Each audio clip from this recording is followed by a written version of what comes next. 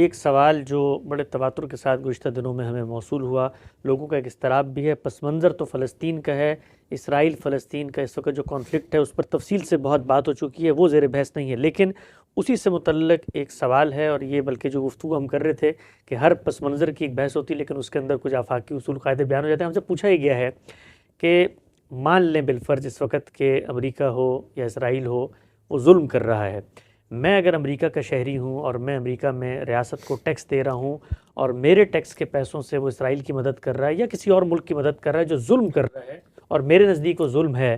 تو اب میں قرآن مجید کی ہدایت کے مطابق ایک غلط کام ہو رہا ہے اس کو سپورٹ نہیں کر رہا ہے اس لحاظ سے؟ یہ ہم جب کسی ریاست میں رہتے ہیں تو اس کو ٹیکس دیں یا اللہ تعالیٰ کی ہدایت کے مطابق زکوٰۃ دیں، وہ جس اصول پر دیں گے وہ کیا ہے؟ وہ یہ کہ ایک نظم اجتماعی قائم کیا گیا ہے۔ یہ نظم اجتماعی انسان کی حیثیت سے میری اور آپ کی ضرورت ہے۔ اس سے اصلی مقصود کیا تھا؟ حفاظت، امن، سلامتی۔ لوگ اگر اپنے ارادہ و اختیار کو غلط استعمال کر کے اس کے سوء استعمال سے فساد پیدا کر دیں تو اس کو روکنے کی صحیح موجودہ زمانے میں بہت سی اور چیزیں اس میں شامل ہو گئیں، یعنی لوگوں کی تعلیم کا بندوبست کیا جائے، ان کی صحت کے مراکز قائم کیے جائیں، ان کے لیے باہر نکل سڑکیں بنائی جائیں، اسی طرح سے اور دوسرے ذرائع جو کچھ بھی ہے ان کو میسر کیے جائیں۔ یہ ساری ضرورتیں پوری کی جا رہی ہیں یا نہیں کی جا رہی؟ تو اصلاً ٹیکس دینا ہے یا زکوٰۃ دینی ہے یا حکومت نے کچھ رقم آپ سے لینی ہے تو اس لیے لینی ہے۔ اس کے بعد جب حکومتیں آگے بعض اقدامات کرتی ہیں، مثال کے طور پر ہماری حکومت، پاکستان کی حکومت ہے، وہ کسی موقع پر جنگ کا فیصلہ کرتی ہے۔ پچھلے 35-40 سال سے پوری قوم کو انہوں نے ایک طرح سے جنگ میں الجھا رکھا ہے۔ ہمارے ہاں افغانستان کا مسئلہ پیدا ہوا، پھر اس کے نتیجے میں اس مسئلے سے نمٹنے کے لیے ایک حکمت عملی ترتیب دی گئی، اس میں ہزاروں لوگ مرے، اس پر ہم نے شدید تنقیدیں کی ہیں۔ اس وقت بھی اعتراف کرنا پڑا ہے ان لوگوں کو بھی جو اصرار کر رہے تھے کہ ہماری حکمت عملی درست ہے، کہ اس میں کیا خامیاں تھیں۔ اس سب کے باوجود بھی یہ سوال وہاں کیوں نہیں پیدا ہوا؟ تو اس لیے یہ بات کو دیکھنے کا صحیح طریقہ ہی نہیں ہے۔ یعنی حکومتوں کو ٹیکس دیا جا رہا ہے یا ان کی ضرورتیں پوری کی جا رہی ہیں تو وہ بحیثیت مجموعی اس نظم کو چلانے کے لیے، انہوں نے کوئی غلط کام کیا اس پہ تنقید کریں گے، اس کی غلطی واضح کریں گے، اگر ہمارے ہاتھ میں ہوگا وہ حکومت کو تبدیل کرنے کی صحیح بھی کریں گے۔ جیسے کہ انتخابات ہوتے ہیں تو اس میں اگر کوئی دوسری جماعت یا کوئی دوسرا فریق سامنے آتا ہے جو ہمارے خیال میں نظم حکومت کو بہتر طریقے سے چلا سکتا ہے،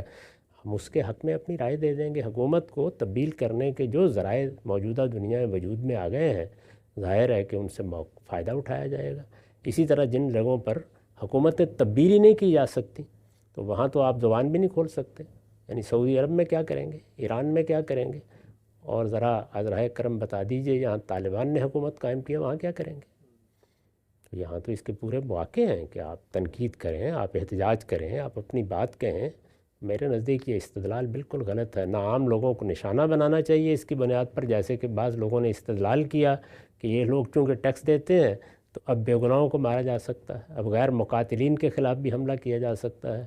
غیر مقاتلین پر جنگی اقدام کرنا سری دہشت گردی ہے، وہ اسرائیل کرے، ہم کریں یا کوئی اور کرے،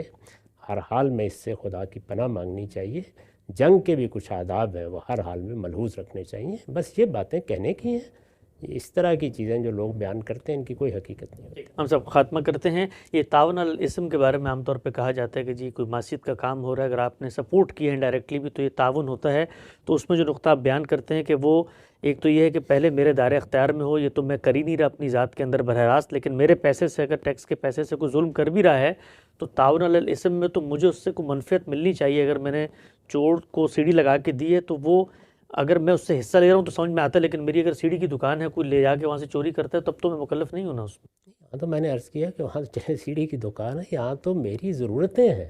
مجھے رہنا ہے، جس ملک میں بھی میں رہتا ہوں مجھے رہنا ہے، مجھے حفاظت چاہیے، مجھے امن چاہیے،